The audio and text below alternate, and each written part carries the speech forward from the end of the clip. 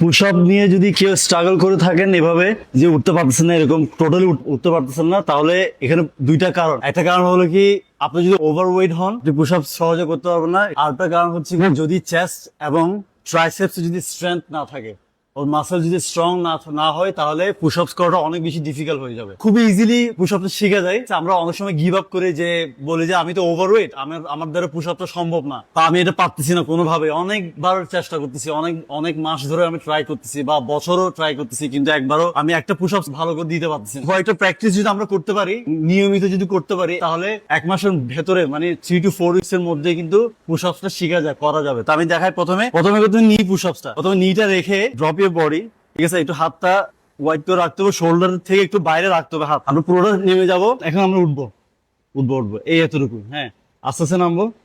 তাহলে এখন ওঠার সময় কি করতে হবে, আমার চেস্টটাকে প্রেস করে, চেস্টকে ফোকাস করে একদম প্রেস করে উপরে উঠতে হবে।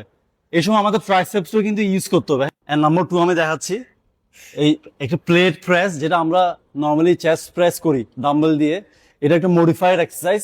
কেন এটা করব? যাতে আমাদের চেস্টের মাসেলসটা স্ট্রং হয়, ট্রাইসেপস যাতে স্ট্রং হয়। এইটা পুশ আপস এর ক্ষেত্রে অনেক হেল্প করবে এই এক্সারসাইজটা। ড্রপ ইউর হেড, ঠিক আছে, এন্ড অ্যাবস টাইট রাখো। তারপর এই শোল্ডারটা নিচের দিকে ড্রপ করো এবং ফোকাস অন চেস্ট। তারপর এটাকে প্রেস করে উপরে তুলো। হ্যাঁ, এখানে একটু ধরে রাখতে হবে, এটা উঠবে গলার উপরে, ঠিক আছে। এখন নামানোর সময় আস্তে আস্তে নিচের দিকে নামবে, লোয়ার চেস্টের দিকে এখানে, এবং উপরে ওঠার সময় ফোকাস করতে হবে কি চেস্ট মাসেলস এবং ট্রাইসেপস এবং চেস্ট মাসেল দিয়ে উপরে উঠতে হবে। এবং আস্তে আস্তে নামানোর সময় আমরা কন্ট্রোল করবো ট্রাইসেপস এবং চেস্ট মাসেলস দিয়ে, ঠিক আছে। এইভাবে করে এটা করবো। লেটস এটা আমরা করবো হচ্ছে কি 10 into 3 সেটস, এবং নি পুশ আপ যেটা আছে সেটাও কিন্তু 10 into 3 সেটস, ঠিক আছে। এটা গেল 2 নম্বর। এখন 3 নম্বর হচ্ছে আমরা করবো হচ্ছে ইনক্লাইন পুশ আপ, ঠিক আছে। এভাবে করো। তো এখানে হচ্ছে কি, শোল্ডার উপরের দিকে উঠতেছে, তাহলে আমরা শোল্ডারটা নিচের দিকে রাখবো। হ্যাঁ, এইভাবে করে আমরা ইনক্লাইনটা করবো। সেম ভাবে ফ্লোরে যেভাবে নর্মালি পুশ আপসটা করো, ঠিক এইভাবে ইনক্লাইনে আমরা এই পুশ আপসটা করতে হবে। তো এটাও কিন্তু 10 into 3। এটা যদি রেগুলার আমরা করি, ঠিক আছে, বা একদিন পর পর যদি করি, এভাবে 4 সপ্তাহ করার পরে লাস্টে একটা ওয়ার্কআউট আছে, মানে যেটা আমরা ঠিক 4 সপ্তাহ পরে করবো। সেটা হচ্ছে পুশ আপস করবো, বাট আমরা হাফ নামবো, ঠিক আছে। পুশ আপসে যাও।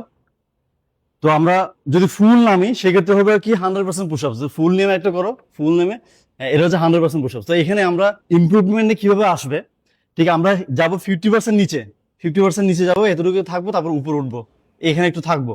পুশ আপস করার সময় আমাদের নিচের দিকে পাটা কিন্তু খুবই স্ট্রেট রাখতে হবে, গ্লুটসটা টাইট করতে হবে, অ্যাপসটা টাইট করতে হবে। এটা ন্যাচারাল থাকবে, এটা যাতে এভাবে আর্চ না হয়, ঠিক আছে।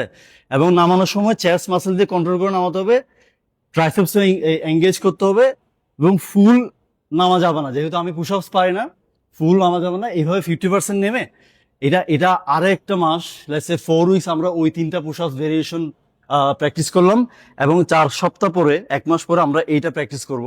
2 মাস পরে দেখা যাবে যে আমি ইজিলি নিচের দিকে যেতে পারছি এবং পুশ আপসটা ঠিক মতো করতে পারছি।